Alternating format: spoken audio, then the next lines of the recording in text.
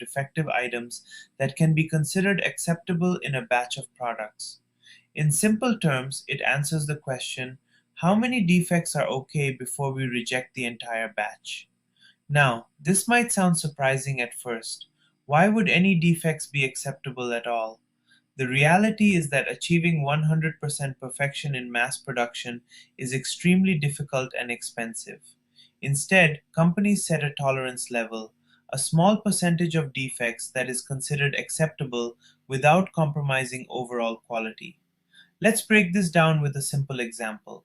Imagine a company produces 10,000 units of a product.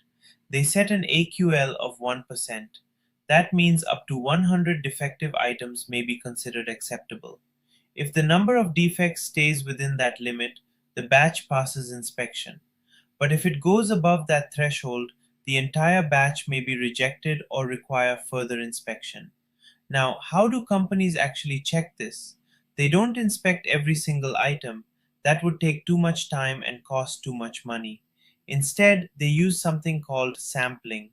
This means randomly selecting a smaller group of items from the batch and inspecting those.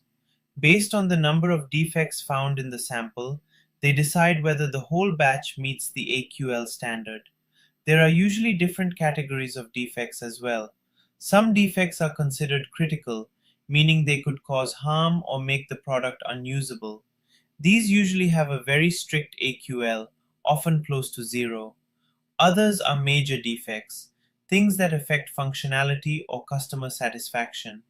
And then there are minor defects, small issues like slight cosmetic imperfections that don't affect how the product works.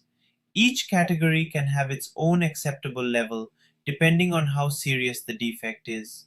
So, why is AQL